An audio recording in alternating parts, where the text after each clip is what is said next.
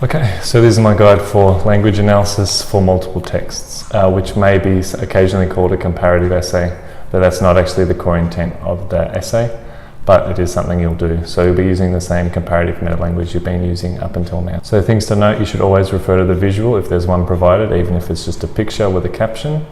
It's still important. Everything is given equal weight regardless of the length of the text. So if you're given, say, a long article and 2 short comments or comments below the article in an online form, you're giving equal weight to each of those 3 texts, presuming they're from different people. If you can group them together if that makes sense, but it will depend on the prompts and the text that you're given.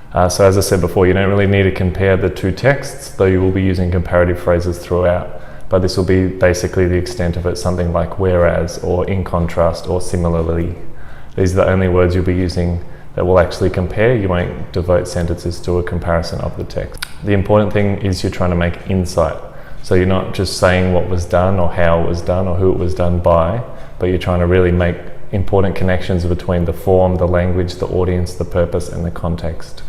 We'll go into some detail about the good ways to do that, but we'll be talking about connotations and key ideas of the text and the possible effect of the techniques on the audience. So your job is not to retell or restate, but rather to make connections between what you've recognized and how that contributes to an overall message being produced by the text. All right, so judgment. This is an important skill, but it's becoming less and less important to put in your actual language analysis. So avoid judgment, I've said, or limit to 1 sentence before the linking sentence. So you could say, overall, in regards to this argument, this text positions this group of audience members effectively, whereas this argument groups these audience members either more effectively or less effectively, depending on how you feel they're going.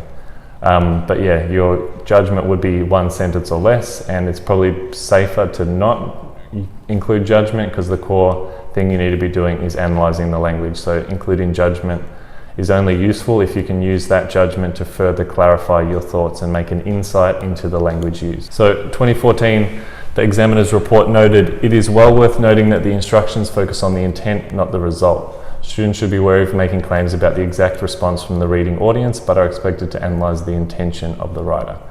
So again, as we've likely discussed in class, no technique is ever always effective. In fact, almost the opposite is true. Most techniques are almost never effective. So you position that in a way that you would say that the technique's intended to position the audience, rather than saying the rhetorical question makes you question everything you've ever heard in your life, which is of course not true. So 2015, in regards to judgment, they said, note that the task focuses on the intent, so attempt to persuade is actually in the prompt of this exam, not on the result. So some students spend time making judgment about how the audience would react. This is not necessarily incorrect, but it does move away from the essential task. So at 2015, probably only the top students made any form of judgment about the persuasive or the value or any real judgment statement about the text. And then by 2016, you can see they said very few went outside the task and evaluated which was more effective, and this was clearly not the task. So you see they've shifted from 2015 where they say it's not incorrect but not essential, and by 2016 this has become even less. So again, it's something you can do if you feel really confident that it can contribute to your analysis of the language, but it's probably safer to be sure and just not do so. So when you sit down in an exam or in any SAC context and you look at language analysis, the spread in front of you, I think best to just consider it as a trap. So everything in front of you, whether it's a double page spread or a single page spread or any format of text, you need to talk about everything on the page. So if there's a prompt or a question that specifies what you should focus on, you'll need to be aware of that. If there's a context or background information box that describes what you need to be talking about, or the context of the text, you need to refer to that at the very least in the introduction, if not further throughout the text.